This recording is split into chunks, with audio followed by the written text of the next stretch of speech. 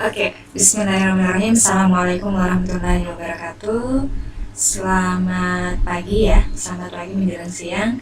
Pada hari ini adalah awal perjumpaan kita untuk mata kuliah legal drafting, dan saya akan mengawalinya dengan menceritakan sedikit pengantar dari legal drafting ini. Sebenarnya asal muasalnya kok bisa tiba-tiba ada istilah legal drafting gitu. Kemudian kita akan telusuri sebenarnya legal drafting ini berasal dari corak hukum yang seperti apa sebenarnya. Nah, jadi sebenarnya legal drafting ini kalau kita lihat ya, legal drafting ini kan sebenarnya kalau menurut kalian legal drafting ini sebenarnya ilmu yang membahas tentang apa? Ya, bisa jadi ada yang menganggap bahwa legal drafting itu ya ilmu perundang-undangan, teknik perancangan perundang-undangan, kemudian bagaimana menyusun suatu peraturan perundang-undangan yang baik dan benar, dan seterusnya. Itu adalah asumsi-asumsi kita tentang apa sebenarnya dimaksud dengan legal drafting. Tetapi sebenarnya legal drafting ini sudah menjadi suatu kebutuhan dasar bagi bagi suatu negara yang menerapkan suatu sistem hukum dengan corak tertentu.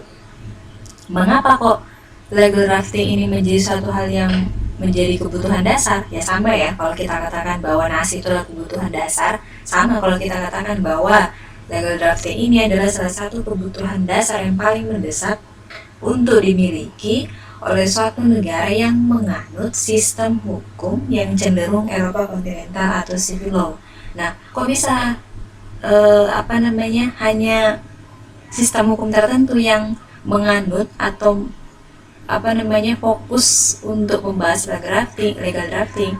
Ya karena sebenarnya legal drafting ini merupakan suatu ilmu yang membahas tentang bagaimana menyusun suatu peraturan perundang-undangan, ya.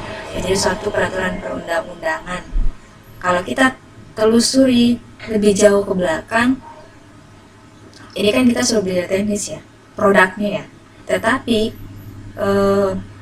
peraturan perundang-undangan yang dimaksud adalah suatu peraturan hukum yang tertulis, yang memiliki sifat dan daya memaksa yang mengikat. Maka bentuk dari hukum ini adalah hukum tertulis. Maka kemudian untuk membuat suatu peraturan tertulis ada ilmunya. Ilmunya itu apa ya? Legal drafting. Mengapa kok suatu peraturan perundang-undangan itu harus dibuat berdasarkan ilmu, agar peraturan yang hadir pada suatu waktu ya, suatu peraturan yang hadir di masa yang akan datang dapat mencerminkan peraturan yang adil, yang memiliki kepastian hukum dan bermanfaat. Seperti itu. Jadi kembali lagi, sebenarnya tujuan dari legal drafting ini adalah untuk menciptakan hukum yang berkeadilan, yang memenuhi asas kemanfaatan dan kepastian hukum dan bermanfaat. Kan untuk apa jika suatu peraturan itu ternyata tidak bermanfaat atau tidak memenuhi rasa keadilan? Meskipun dari ketiga tujuan hukum ini suatu waktu pasti akan ada yang saling berbenturan. Maka dengan demikian dibutuhkanlah ada satu teori namanya antinomi hukum. Dilihat dari skala prioritas atau bisa dilihat dari kasuistik. Ya, seperti itu isinya dari penerapan suatu tujuan daripada hukum itu sendiri. Tetapi kita akan fokus membahas tentang legal drafting. Jadi gitu ya. Legal drafting itu secara singkatnya kita bisa memahami bahwa suatu legal drafting tersebut adalah suatu ilmu yang mengatur tentang bagaimana merumuskan peraturan perundang-undangan yang benar. Yang benar, dimana yang benar ini berdasarkan tolak ukur tujuan daripada hukum itu sendiri, yakni keadilan, kepastian, dan kemanfaatan. Ya, kemudian kita lanjut kepada slide berikutnya. Suatu peraturan yang tertulis, ya. Jadi mesti gini, suatu perkembangan zaman itu menghasilkan perkembangan masyarakat juga yang pesat. Dalam artian gini, jika masyarakatnya itu maju, ya, jika masyarakatnya itu berkembang dan maju, maka produk yang dihasilkan itu pun pasti maju. Maka disitulah letaknya sumbu-sumbu kejahatan juga akan beragam. Maka kemudian untuk mengcounter suatu peristiwa itu supaya tidak merajalela, maka dibutuhkanlah peraturan perundang-undangan. Nah, peraturan perundang-undangan yang dimaksud di sini adalah peraturan hukum yang tertulis. Maka dengan demikian, apa yang menyebabkan sehingga suatu peraturan perundang-undangan yang sifatnya tertulis itu menjadi kebutuhan dasar? Yang pertama, karena peraturan perundang-undangan itu dapat diidentifikasi dengan mudah, kemudian dapat ditelusuri, atau kita bisa flashback ke belakang. Maksudnya gini, jika peraturan itu tertulis, disusun sesuai dengan kaidah-kaidah hukum tertentu berdasarkan aspek filosofis, sosiologis, normatif, dan seterusnya, maka kan peraturan itu memiliki jejak, memiliki bentuk atau fisik. Maka kebutuhan dasar terhadap kebutuhan manusia, jika perkembangan itu menuntut suatu peraturan yang terus diubah, maka kita bisa flashback kepada peraturan itu. Oh, ternyata peraturan itu perlu untuk diperbarui. Maka dengan demikian, salah satu kebutuhan atau salah satu hal yang paling mendasar mengapa peraturan itu penting, ya, pertama karena peraturan tersebut mudah untuk dikenali, diidentifikasi, dan ditemukan kembali. Kemudian yang berikutnya adalah peraturan perundang-undangan memberikan kepastian hukum yang lebih nyata karena kaidahnya mudah diidentifikasi dan mudah ditemukan kembali. Jadi saya ingin cerita sedikit tentang kalau kalian pernah mendengar tentang sejarah hukum, ya, kalau kalian pernah bahas tentang sejarah hukum, jadi dalam hukum itu ada berbagai macam aliran. Ada aliran hukum alam, ada aliran positivistik, ada aliran klasik. Masing-masing dari aliran hukum itu membawa spirit hukumnya tersendiri. Meskipun kita pahami bahwa hukum itu pada prinsipnya adalah aturan, tetapi suatu hukum itu akan dipengaruhi oleh aliran apa yang berkembang pada saat itu. Contoh misalnya, jika aliran hukum itu cenderung kepada positivistik, ya, aliran itu cenderung kepada positivistik, maka salah satu poin penting daripada aliran hukum yang cenderung positivistik itu adalah hukumnya harus dalam bentuk yang harus berbentuk yang sifatnya kebanyakan tertulis, ya, kebanyakan tertulis. Kenapa kok hukum itu harus tertulis? Ceritanya begini, dulu pada saat zaman kerajaan, sebelum aliran positivistik dalam hukum itu hadir, kehidupan sosial masyarakat pada saat itu masih dipimpin oleh kerajaan, atau dalam hal ini pada saat itu ada hubungannya dengan zaman Renaissance, di mana sebelum zaman Renaissance itu orang hidup berdasarkan dengan ajaran agama. Nah, pada saat itu banyak terjadi kesewenang-wenangan terhadap masyarakat biasa yang dihukum atas dasar perintah agama yang ditafsirkan oleh penguasa secara subjektif pada saat itu. Maka kemudian kenapa dalam hukum itu ada ikon Dewa Temis sebagai Dewi Keadilan yang matanya ditutup kemudian memegang timbangan, ya, artinya pada saat itu menyimbolkan bahwa hukum itu tidak memandang siapa dia, baik dia perempuan atau laki-laki, intinya hukum itu harus ditegakkan. Dan pada saat itu, ketika hukum itu diterapkan dan tidak ada aturan tertulisnya, maka orang itu bebas untuk dihukum begitu saja. Maka untuk untuk mematahkan atau untuk memberikan solusi terhadap aturan pada saat itu, maka para ilmuwan di dunia kemudian melakukan revolusi besar-besaran, revolusi industri yang berakibat juga terhadap perubahan hukum itu, mengharuskan hukum itu harus dalam bentuk tertulis agar orang itu tidak dihukum sewenang-wenangnya. Artinya ketika orang dihukum itu ada aturannya, itu bermanfaat. Karena jika seseorang itu dihukum tetapi tidak ada aturannya, maka itulah yang dimaksud dengan prinsip ketidakadilan. Artinya orang dihukum terhadap sesuatu yang tidak dilakukannya. Makanya salah satu spirit dari positivisme hukum itu adalah mewujudkan asas kepastian hukum. Artinya seseorang itu dapat dihukum hanya berdasarkan jika dia melanggar aturan yang tertulis. Kemudian yang ketiga, struktur dan sistematika peraturan perundang-undangan lebih jelas sehingga memungkinkan untuk diperiksa kembali, diuji baik dari segi formal maupun materi muatannya. Ini adalah salah satu kelebihan dari aturan yang tertulis ya. Dari aturan atau hukum yang tertulis itu, kalau kata Prof. Sajito Harjo, ada istilah merombak hukum membentuk hukum. Nah, sama dalam poin ketiga ini, artinya suatu peraturan itu bisa saja berubah, tetapi tidak boleh selalu berubah. Boleh berubah asal peraturan tersebut sudah tidak sesuai dengan perkembangan zaman. Contoh, misalnya KUHP lama itu kan KUHP yang kita terapkan saat ini kan adalah warisan peninggalan Hindia Belanda, di mana KUHP itu diterapkan pada masa masyarakat yang dijajah oleh Belanda. Nah, sedangkan kan kita sudah merdeka.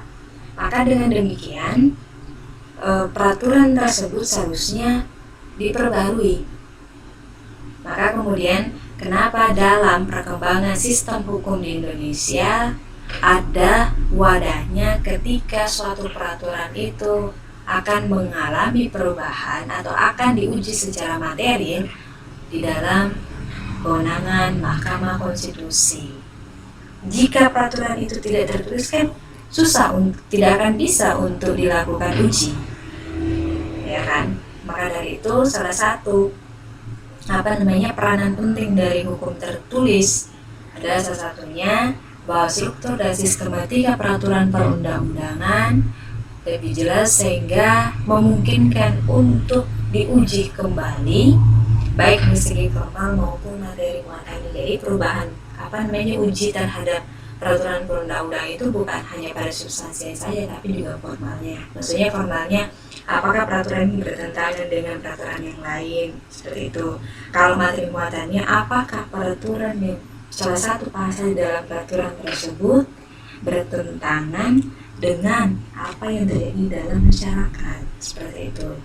Kemudian kita lanjutkan ke poin keempat. Pembentukan dan pengembangan peraturan perundang-undangan dapat direncanakan. Faktor ini sangat penting bagi negara-negara yang sedang membangun, termasuk membangun sistem hukum baru yang sesuai dengan kebutuhan dan perkembangan masyarakat. Jadi gini, pada saat kita mempelajari pengantar ilmu hukum atau PHI atau PTHI, kita sering mendengar istilah ius constitutum dan ius constituendum.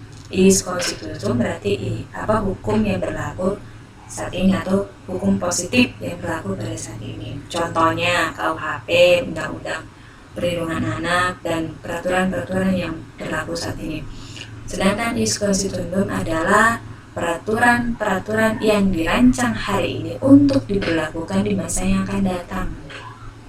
atau dengan bahasa sederhananya ius quae secundum adalah hukum yang berlaku di masa yang akan datang. Maka jika suatu peraturan itu tertulis, artinya jika suatu peraturan itu dia bentuknya tertulis, maka negara bersama pemerintah dapat merencanakan suatu peraturan yang akan diberlakukan pada masa yang akan datang disesuaikan dengan perkembangan masyarakatnya. Ya, seperti itu. Maka kalau kita sering menghujat positivisme, positivisme hukum itu tidak adil hanya berdasarkan kepada kepastian hukum. Tunggu dulu, ternyata hukum tertulis itu memang banyak manfaatnya, bahkan memang harus tertulis sebagai dasar atas segala tindakan kita yang kita lakukan saat ini, itu punya dasar hukum. Ya, seperti itu.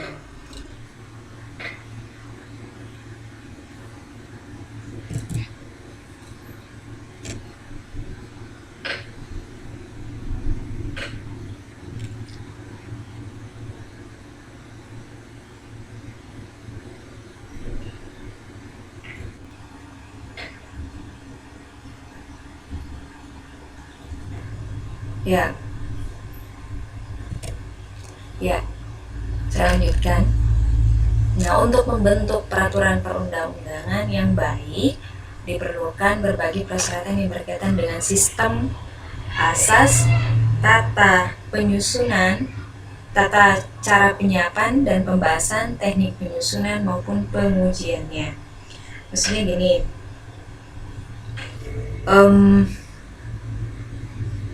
jika suatu peraturan perundang-undangan itu meskipun ada ilmunya meskipun ada ilmu peraturan perundang-undangan, meskipun ada ilmu peraturan perundang-undangan, tetapi bisa saja peraturan itu malah ternyata tidak sesuai dengan apa yang diharapkan oleh masyarakat.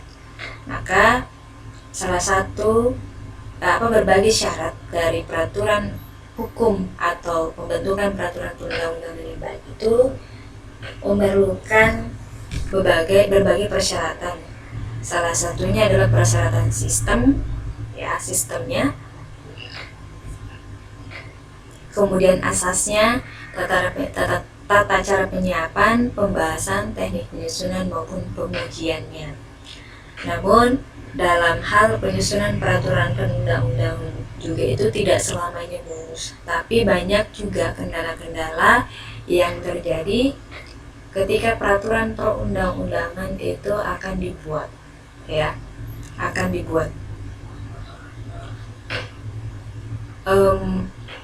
Seperti kemarin kasus RKUHP itu, kemudian undang-undang KUHP itu kemudian yang banyak menimbulkan kontroversial karena itu berakibat terhadap penerapan hukumnya di masa yang akan datang. Jadi sebenarnya kendala-kendala yang timbul pada saat perancangan peraturan perundang-undangan itu bisa saja dia kendala teknis, bisa saja dia kendala substansi, atau bisa saja di kendala penerapan. Tapi yang paling riskan sering terjadi adalah bagaimana penerapan suatu peraturan perundang-undangan yang telah dibuat.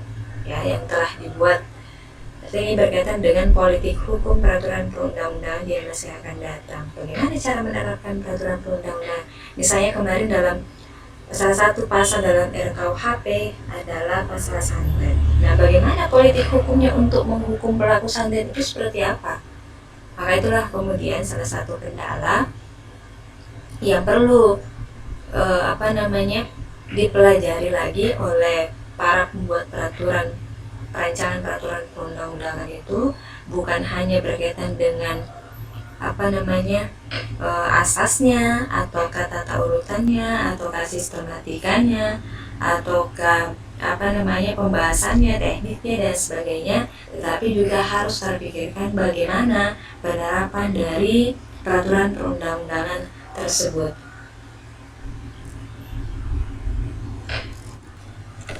Nah, itu tadi pengantar untuk legal drafting atau peraturan perundang-undangan. Nah, ini berkaitan, yang akan saya bahas adalah berkaitan dengan perbedaan antara teori perundang-undangan dan ilmu pengetahuan perundang-undangan. Ya, jadi bisa dilihat di slide. Teori perundang-undangan dan ilmu perundang-undangan merupakan dua bidang ilmu yang menjadi bagian mutlak dari ilmu pengetahuan perundang-undangan. Jadi kalau ilmu pengetahuan perundang-undangan itu artinya adalah ilmu atau pengetahuan, atau bisa dikatakan bagaimana sebenarnya ilmunya menyusun peraturan perundang-undangan itu. Sama misalnya kita ingin membedah sapi misalnya. Untuk membedah sapi maka kita membutuhkan ilmu. Ilmunya apa? Entahkah itu melalui ilmu kedokteran hewan ataukah ilmu lain. Sama ketika kita ingin membuat suatu peraturan perundang-undangan, misalnya peraturan perundang-undangannya taruhlah misalnya perda. Untuk membuat perda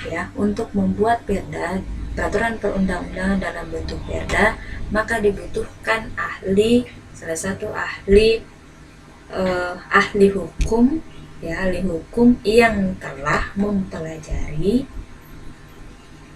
teori perundang-undangan. Ya, karena untuk membuat perda ini dibutuhkan ilmu-ilmu dasar bagaimana menyusun perda itu. Apakah bagaimana hubungannya antara pasal 1 dengan pasal yang lain, kemudian asas ini dengan asas yang lain misalnya. Maka teori perundang-undangan dan ilmu perundang-undangan merupakan dua bagian ilmu yang menjadi bagian mutlak dari ilmu perundang-undangan. Atau dengan kata lain bahwa ilmu pengetahuan perundang-undangan terdiri atas dua bagian besar, teori perundang-undangan dan ilmu perundang-undangan. Nah, beberapa pendapat, salah satunya adalah Maria Farida, ya, salah satu pakar hukum dari UI dan juga mantan hakim konstitusi, yang dikutip dari Bucrat Crimes, yang menyatakan bahwa ilmu pengetahuan perundang-undangan merupakan ilmu interdisipliner yang berhubungan dengan ilmu politik dan sosiologis. Secara garis besar dapat dibagi menjadi dua bagian besar. Maksudnya gini, kenapa ilmu perundang-undangan, ilmu pengetahuan perundang-undangan ini dikatakan sebagai ilmu interdisipliner? Perlu kita paham dulu bahwa interdisipliner itu berarti ilmu yang berkaitan dengan ilmu yang lain. Kenapa kok ilmu perundang-undangan, ilmu pengetahuan perundang-undangan itu adalah ilmu interdisipliner? Ya iya, karena dalam menyusun suatu peraturan hukum atau produk hukum itu tidak bisa hanya melihat dari sisi hukumnya saja, tetapi harus dilihat dari ilmu politiknya, ilmu sosiologisnya, dan ilmu filosofisnya. Maksudnya dari segi politiknya, sosiologisnya, dan filosofisnya. Dari segi filosofisnya misalnya, bagi apa yang melatar belakangi sehingga peraturan ini harus ada. Ya, contoh misalnya ini, kemarin yang ramai rancangan undang-undang PIP, pembentukan ideologi Pancasila misalnya. Nah, tentunya rancangan undang-undang tersebut itu sudah dikaji secara filosofis. Ya, Pancasila ini kan merupakan norma dasar, bukan norma dasar ya, tapi falsafah. Maka pada saat penyusunan peraturan perundang-undangan itu juga dibutuhkan landasan filosofis yang melatar belakangi peraturan tersebut harus dibuat. Begitupun dengan ilmu politik, ya. Ilmu politik yang berkaitan dengan bagaimana caranya menerapkan suatu peraturan perundang-undangan ini ketika dia sudah hadir di tengah kita. Nah, sedangkan ilmu sosiologisnya, bagaimana dampaknya bagaimana dampak dari peraturan tersebut dan seberapa besar kebutuhan masyarakat agar peraturan perundang-undangan ini harus hadir. Ya, harus hadir. Maka jangan salah menafsirkan bahwa ilmu peraturan perundang-undangan itu cuma ilmu normatif, tidak, tetapi juga harus dikaji dari berbagai perspektif, dari aspek sosiologisnya, filosofisnya, historikalnya, politiknya, dan seterusnya. Mohon maaf ya karena agak ribut, ada suara-suara bising sedikit, tapi tidak apa-apa, kita lanjutkan ya. Jadi menurut Maria Farida yang dikutip oleh Burkett Crimes, membagi ilmu pengetahuan perundang-undangan menjadi dua. Ada teori perundang-undangan dan ada ilmu perundang-undangan. Ilmu perundang-undangan berorientasi pada mencari kejelasan dan kejernihan makna atau pengertian dan bersifat kognitif, sedangkan ilmu perundang-undangan berorientasi pada melakukan perbuatan dalam pembentukan peraturan perundang-undangan. Kita lihat di di bagiannya. Jadi ilmu pengetahuan perundang-undangan. Jadi ilmu pengetahuan perundang-undangan itu kan merupakan ilmu induk yang melahirkan cabang ilmu teori perundang-undangan dan ilmu perundang-undangan. Teori perundang-undangan ini berkaitan dengan aspek intelijensia, bagaimana kejelasan dari suatu peraturan suatu peraturan perundang-undangan tersebut. Nah, sedangkan ilmu perundang-undangan ini sudah masuk nih di bagian perumusan dari peraturan perundang-undangan itu. Maka dalam peraturan perundang-undangan sifatnya normatif, berorientasi kepada melakukan perbuatan pengaturan. Jadi ilmu perundang-undangan ini lebih tepatnya mengarah kepada merumuskan peraturan tersebut. Sedangkan ilmu perundang-undangan yang bersifat bagaimana landasan berpikir kepemahaman kita terhadap peraturan ini. Kalau ilmu perundang-undangan kan berkaitan dengan bagaimana pembentukan proses perundang-undangan itu, mulai dari kalau dalam DPR itu ada daftar inventaris masalah DIM. Dalam inventaris masalah artinya peraturan perundang-undangan itu dibuat karena adanya masalah di lapangan. Untuk mengatur persoalan itu maka dibuatkan peraturan rancangan perundang-undangannya. Itu masuk pada proses perundang-undangan. Kemudian bagaimana metode perundang-undangannya, kemudian bagaimana teknik perundang-undangannya. Ya, itu mungkin penjelasan singkat dari saya. Selebihnya bisa dibaca di slide dan tambahan referensi yang sudah saya sebutkan di SAP-nya. Secara penjelasan saya pikir sudah bisa, kurang lebihnya bisa ditangkap. Jadi saya persilahkan jika ada yang ingin bertanya atau mengklarifikasi atau apapun itu berkaitan dengan materi kita dari dari awal sampai saat ini tentang pengantar legal drafting. Ya, silahkan.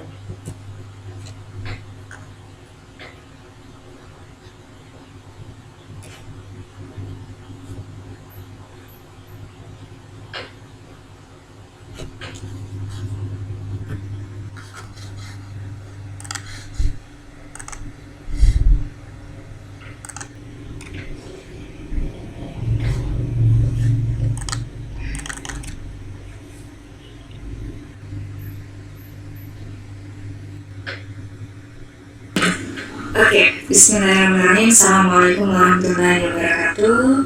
Selamat pagi ya, selamat pagi menjelang siang. Pada hari ini adalah awal perjumpaan kita untuk mata kuliah legal drafting, dan saya akan mengawalinya dengan menceritakan sedikit pengantar dari legal drafting ini. Sebenarnya asal muasalnya kok bisa tiba-tiba ada istilah legal drafting gitu. Kemudian kita akan telusuri sebenarnya legal drafting ini berasal dari corak hukumnya seperti apa sebenarnya.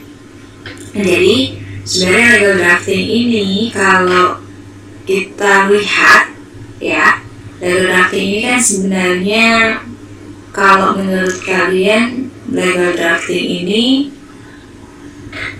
sebenarnya ilmu yang membahas tentang apa?